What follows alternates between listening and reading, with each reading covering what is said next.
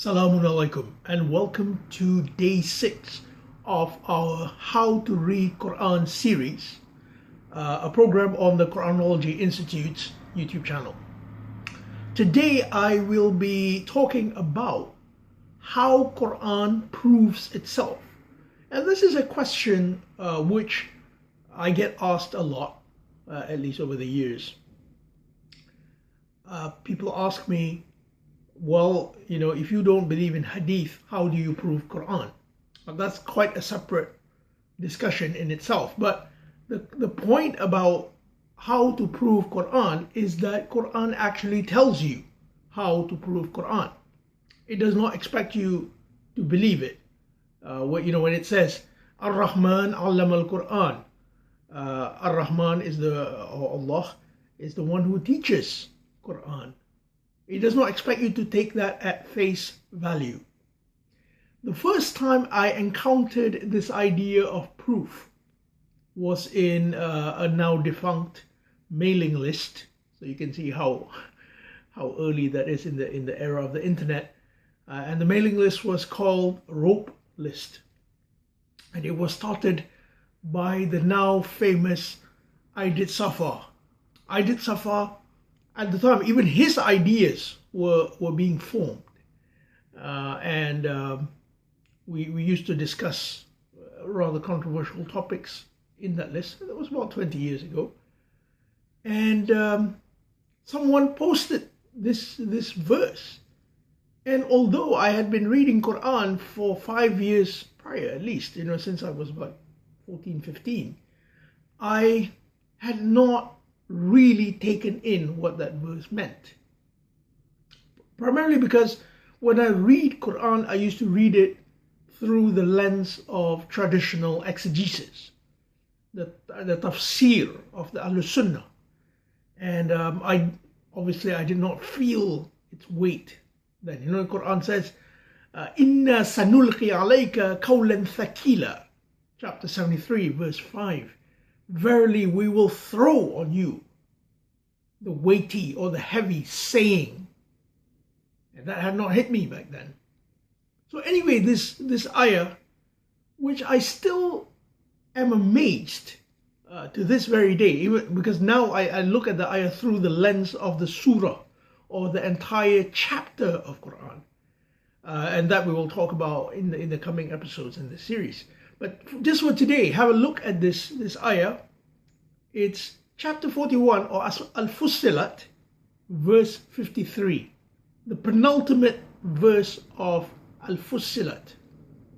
And it basically goes, Sanurihim ayatina, soon we will show them our signs, fil afaq wa fil anfusihim, in the horizon and in themselves, hatta yatabayyana lahum annahu al-haq, until it is made clear to them that this is al-haq. And it goes on a little bit more. So basically it's saying that Allah will show them, the readers, and those who are asking, is this really from Allah? Allah will show them signs in the horizon. In the horizon, we don't share a horizon. If you think about it, when I walk, I look ahead and that's my horizon. When you do the same, you will have a different horizon. And in themselves, anfus, selves, we don't have the same selves either. So we experience different selves. Yet Allah says He will show them signs in the horizons and in themselves, until it is clear to them that it is the truth. So if we keep observing the signs in our lives and we try to arbitrate those signs with Quran, then we will see that indeed Quran is from Allah. It is al-haq. Al-haq means the truth, and the truth is something which you can confirm. It's not an abstract truth, because you can really see the signs in the horizons. Today I live in a society, I live in London, and I live in a society which mirrors the society of Ad and Thamud which are the two people mentioned in Quran, in conjunction with the messengers Hud and Saleh, respectively. They share certain traits, and they have certain responses when the messenger comes. So when the messenger comes and says, serve God, there is no God but He, etc., they have a certain response, and it always fits what Quran says, in my experience. And it is also the same with signs in myself. And this is something I actually learned from Al-Ghazali, who's a traditional scholar. And Ghazali postulated that the Moses and Fir'aun live within us. They are the forces within us. And that, shows that he knew that there are indeed signs within the nafs, or within the self. And we can see that they have conflicts, and whoever wins the conflicts will determine our destiny. You see? So Quran actually is a book which is perfectly tied with our reality. The only problem is we read it as a story of the past. And Allah says in Al-Mutaffifin, verse 13, that it is only those who reject who say these are asatirul awwaleen, or stories of the past. That's very scary.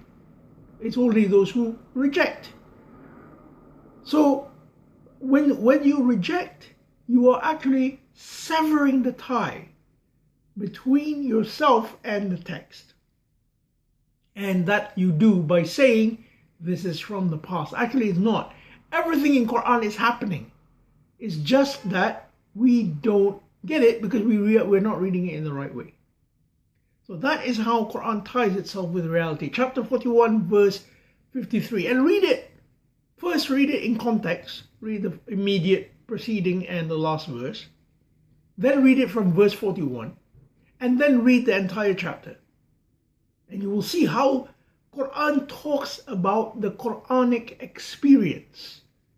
So it is basically giving us a method whereby we can connect to it. So many thanks for viewing this video, and I hope I will have something for you again tomorrow, day 7 of How to Read Quran series in Ramadan 2017. Thank you once again.